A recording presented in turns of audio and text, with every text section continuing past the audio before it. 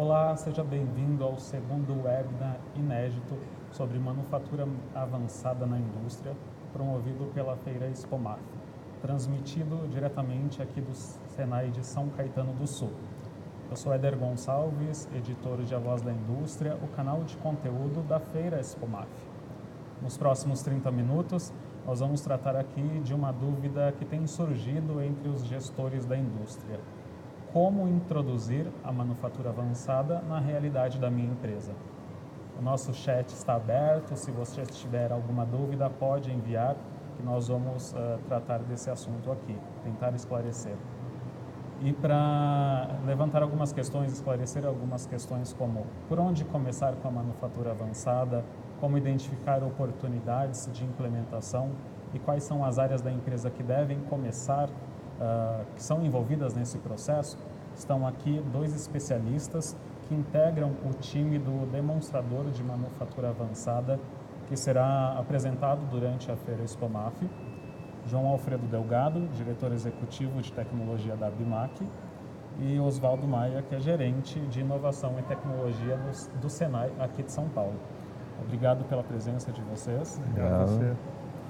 No canal A Voz da Indústria, nós percebemos que existe uma dúvida que é bastante comum, que chega de quem acompanha o canal. A manufatura avançada, ela tem alguma relação com o porte da indústria, ou seja, pequenas e médias, elas podem aderir à manufatura avançada? Como é que é esse processo? O que tem que ser avaliado? João Alfredo, você pode começar? Olha, não tem a ver com o porte. Todas as empresas podem aderir. Evidentemente que você tem que estar num determinado patamar tecnológico, né? Agora, as tecnologias envolvidas são todas tecnologias já dominadas, né? Da automação, enfim, da comunicação. Algumas coisas são novas, outras não. O ideal é que ela pense no novo modelo de negócio, né? Então, isso tem mais a ver com como é que eu identifico o meu modelo de negócio e adapte o meu modelo de negócio para esta tecnologia, porque muda o modelo de negócio. Agora, tanto as pequenas quanto médias podem aderir. Agora, nessa semana, está no ar pela BDI um programa, inclusive, que chama Conexão Startup e Indústria. Uma das vantagens que a gente tem aqui nesse tipo de tecnologia, ela envolve muitas tecnologias diferentes, né? Que eu preciso de especialidades diferentes. Então, em vez de eu procurar ter todas essas especialidades dentro da empresa, eu posso procurar fora com startups, com outras empresas, ou seja, não é um conhecimento que eu preciso ter todo internalizado na minha empresa. Então, as pequenas empresas, elas podem se utilizar de startups, podem se utilizar dos diversos fornecedores desse tipo de tecnologia para estar, enfim, usando na sua empresa. Quer complementar alguma coisa, João? Eu acredito que esse seja o caminho. Acho que a observação em relação à startup é super válida. Realmente o talento do brasileiro para empreendedorismo tecnológico é essencial, é um tema recorrente e ele deve ser respeitado, sim. A necessidade do investimento tecnológico não pode ser apontada como um obstáculo para a implantação da manufatura avançada, da indústria 4.0. Tem que aproveitar os talentos que estão aí, que especialmente na área de tecnologia da informação, aspectos relacionados à segurança cibernética e outros itens, dá para perfeitamente fazer uma coordenação bastante harmoniosa entre uma empresa de grande porte e empresas provedoras de soluções de pequeno porte, tipo startups. Essa conexão entre startups e, por exemplo, indústrias de pequeno porte é uma alternativa também do custo acabar sendo... De desenvolvimento, porque na hora que você, em vez de você ter especialistas contratados na sua empresa, você pode desenvolver várias soluções com startups, né? E isso barateia muito, porque você não tem um custo fixo na sua empresa. Então, isso, pelo contrário, essa é uma vantagem que tem para as pequenas e médias, que elas são mais ágeis, inclusive, para usar esse tipo de parceria com micro startups, com empresas nascentes, né? Então, acho que pelo contrário, acho que é uma vantagem agora para a média empresa, porque ela pode usar uma determinada tecnologia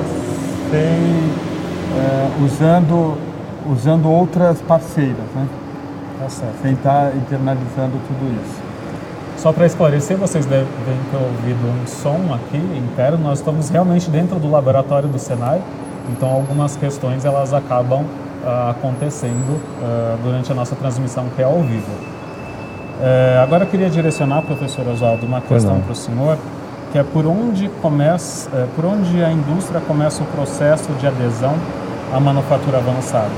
Existem áreas que são prioritárias ou não? Bom, existe assim não existe uma receita do bolo especialmente feita para essa experiência. O que está nos parecendo que está sendo assim uma tendência é que você escolha uma área piloto. Então esse é o primeiro ponto que a gente gostaria de deixar enfatizado.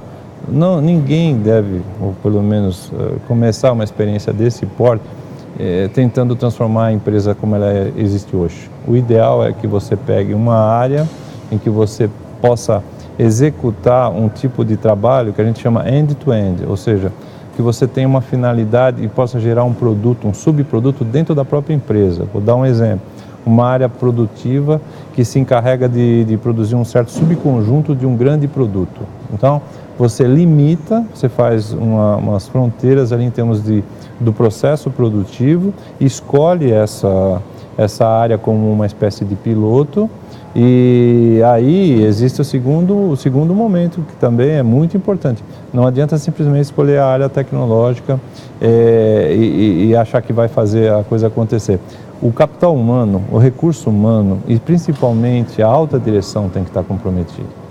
Então, de tudo que a gente tem percebido, um grande momento é o momento da decisão da empresa, da vontade do CEO, da vontade do presidente de querer implantar uma nova filosofia na empresa. Então, em princípio, o primeiro passo é ter, vamos dizer, o patrocínio do dono da empresa. Segundo passo, escolher uma área mais restrita, onde você possa controlar o produto ou o subproduto, escolher uma equipe de trabalho que vá se dedicar àquilo. E também a gente está percebendo o seguinte, ninguém tem todas as pessoas, o capital humano presente. Você tem que montar uma equipe. Então, nem que seja uma equipe pequena, ninguém está falando aqui de montar um grande time de desenvolvimento. Dependendo do porte da empresa, você pode ter 2, 3 pessoas. E aí sim, você tem pelo menos os elementos principais, um tripé interessante. Patrocínio do dono da empresa, do presidente, equipe técnica e um subproduto já determinado para fazer o piloto. Tem alguma consideração que o senhor faz para a escolha dessa área piloto? E aí depende muito do processo produtivo da empresa. Se você está trabalhando em processos de automação como o que nós temos aqui como exemplo, processos produtivos que falam de peças por batelado, é um tipo de processo. Se você está trabalhando com controle de processos contínuos, por exemplo, produção de etanol, você está falando de uma outra modalidade da indústria. Então, você tem que saber escolher qual é a tecnologia que você vai usar para aquele seu uso dentro do seu ramo industrial. Que as soluções, embora compartilhem softwares e propostas semelhantes, mas as soluções são diferentes. A solução é extremamente personalizada, é para cada tipo de empresa. E como eu tinha falado antes, mexe no modelo de negócio. Então é uma coisa que muda a cultura da empresa. Então eu concordo muito com o que o Oswaldo falou, de começar num piloto. Ninguém precisa sair correndo, implementando, porque não vai conseguir.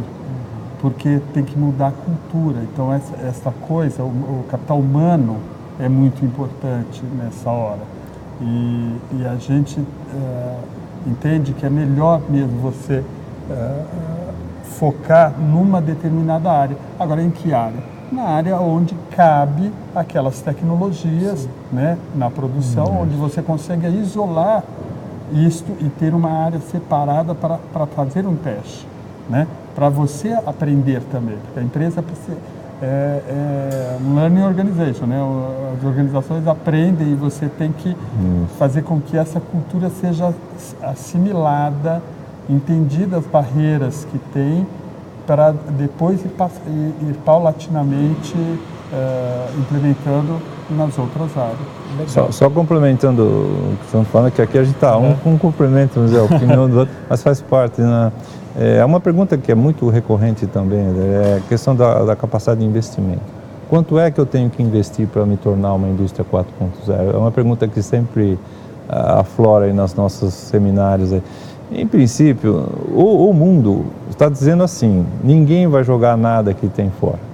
As suas instalações são perfeitamente adaptáveis. Você tem que fazer investimento, mas ele é diluído ao longo do tempo. Existe um estudo aí que fala que você vai substituir equipamentos da ordem de 40% a 50%, mas em 10 anos. Ou seja, você tem que ver que é um processo de longo prazo, não é uma coisa imediatista, e que também o investimento tem que ser paulatinamente implementado. Não é uma coisa de impacto que você vai descartar tudo que você tem, comprar tudo novo, e isso não é uma tendência brasileira, é mundial. Legal. Vocês falaram de capital humano agorinha mesmo, e já chegou uma pergunta pelo nosso chat, que é justamente quem quer trabalhar com manufatura avançada, com indústria 4.0, existem cursos para formação desse tipo de profissional? Como é que os novos profissionais entram nessa área, ou quem já está se recicla para conseguir? Eu posso arriscar o seguinte, para responder essa pergunta, ela é uma pergunta bastante interessante. O capital humano, você tem a vertente tecnologia, que aí você tem que avaliar realmente se você já tem ou não os pré-requisitos e as competências, os skills necessários na tecnologia, seja a internet das coisas, seja Big Data, Cybersecurity e outros fundamentos. No meu ponto de vista, essa daí é uma decisão bastante importante. Você tem que saber que patamar tecnológico você está para que você possa se aprimorar. No caso específico do Senai, a gente já tem, num nível de pós-graduação, dois cursos que atendem essa questão. Um é de internet das coisas e o outro, aqui nessa escola mesmo, de plataforma 4.0.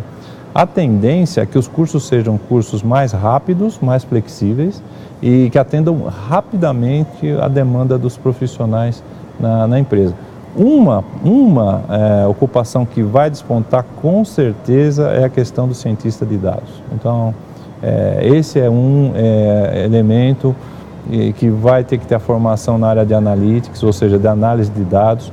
Isso não é só especificamente para 4.0, mas para todas as funções produtivas.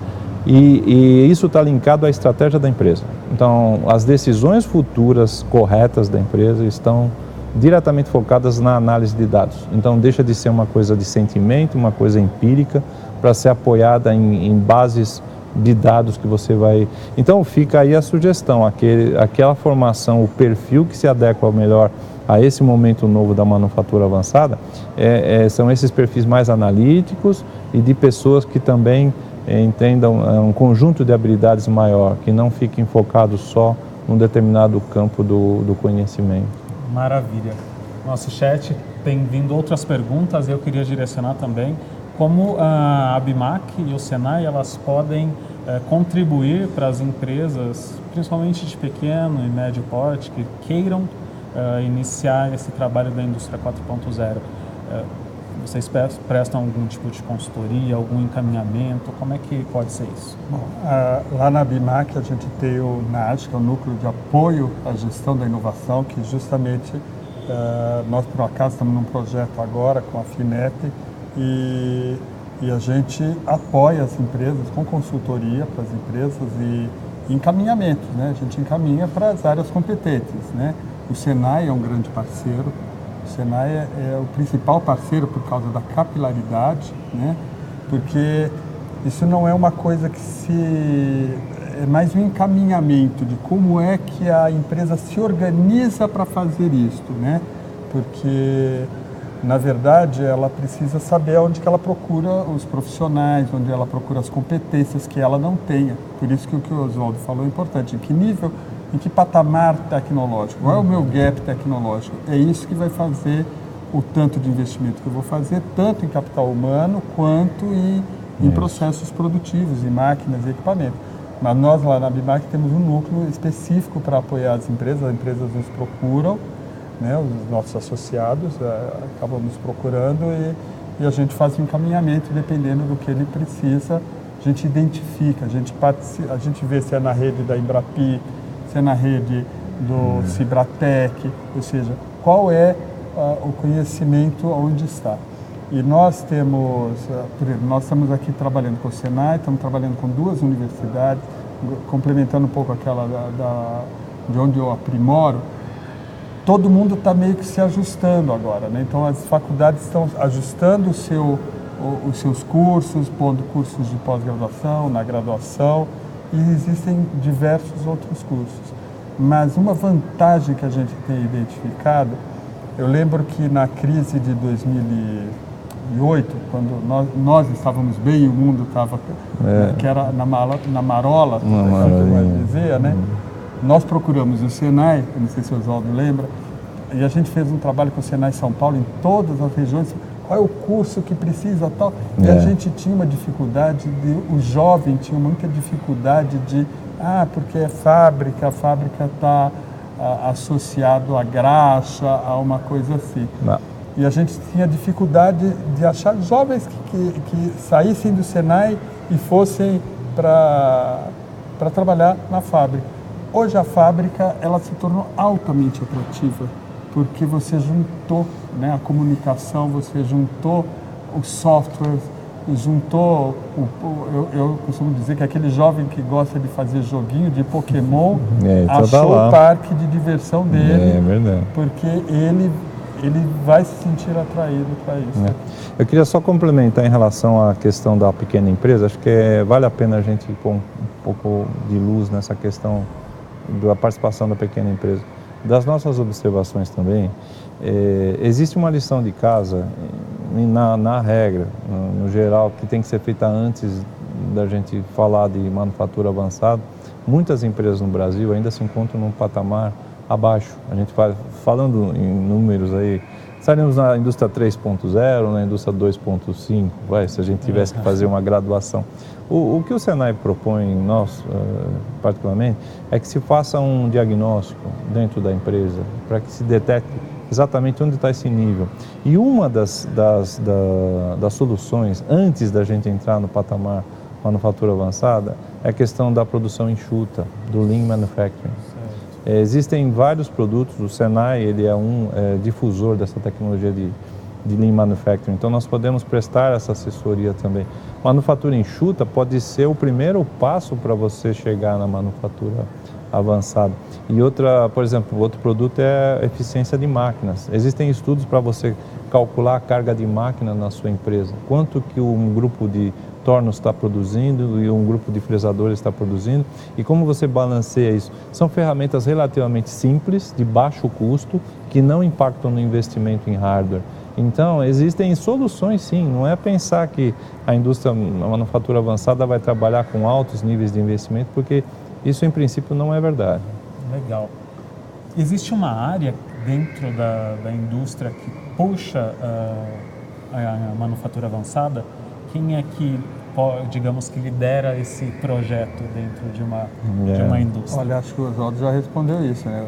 Se não for encabeçado pelo CEO, vai ser difícil. É meio complicado você fazer uma implementação, que é a área que puxa. A empresa toda muda muito com isso, né? Então, por exemplo, eu vou fazer uma empresa que não tem um Lean Manufacturing implementado. Então, ela não tem uma produção enxuta implementada. Então, ela já não tem uma cultura anterior e você já está passando por uma cultura muito mais sofisticada. É muito difícil a empresa, sem passar por alguns estágios, e para isto, a área principal é a presidência da empresa. É uma decisão. Eu vou para, né?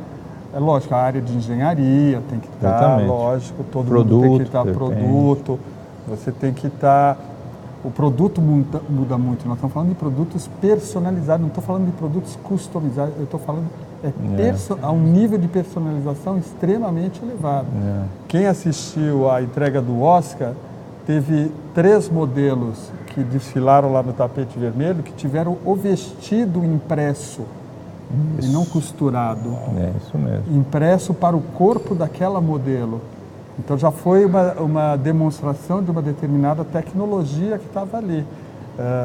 Os nossos sapatos serão impressos. Então nós temos para o seu tamanho, para o formato do seu pé. Então você tem várias coisas que o produto vai ser personalizado e para isso o processo precisa, a empresa precisa estar com uma cultura adequada. Esse caso, explorando um pouquinho essa questão da customização, é muito importante. Mesmo no caso dessa nossa célula aqui, é o produto que nós vamos fabricar aqui, existem itens aqui de customização, por exemplo, a cor, a gravação que é feita na peça, a soldagem, ou seja, é um exemplo prático e o próprio rasgo que está presente aqui, onde você encaixa, no caso o iPhone, aqui o smartphone, ele é determinado pela largura do corpo do aparelho. Ou seja, se você analisar, você tem 3 características de customização no produto. O que se busca na indústria do futuro é que do presente, no caso agora, é que você tem essas capacidades elevadas aí a um grau bastante interessante. Então, você vai vender um automóvel, provavelmente na linha de produção, o automóvel da frente já é diferente do automóvel que vem vindo na sequência para atender customização. Não há como você fazer isso mais na escala como havia sido feita. A filosofia tem que mudar. Para isso, as máquinas têm que se conversar, a peça vai conversar com você, a peça vai ter rastreabilidade. Ou seja, eu sei que o João da Silva produziu essa peça no dia 13 de outubro, às 14h45. Então, eu sei que para o resto da vida, essa peça ela é rastreável. Isso na indústria aeronáutica, na indústria automobilística, são itens de segurança, são itens importantes. A indústria 4.0, a manufatura avançada, proporciona todo esse nível de recurso, é possível de ser alcançado com essa tecnologia. As etiquetas RFID, toda a parte de identificação das peças. Então, a indústria ela traz enormes benefícios nisso. E para produtos, por exemplo, esse é um produto simples, mas que já carrega as características de customização. Excelente. Aproveitando, professor Oswaldo, com essa peça que vai fazer parte aí do projeto do demonstrador da manufatura avançada que vai ser apresentado na Expomarf, que está aqui atrás sendo montado, né? Queria que vocês apresentassem esse projeto, dissessem quais tecnologias estão sendo utilizadas nesse projeto. Por favor. Quer começar? Primeiro, eu tenho que agradecer ao Senai a parceria, né? Senão esse projeto não seria possível sem a parceria da ABIMAQ com o Senai e com as empresas que estão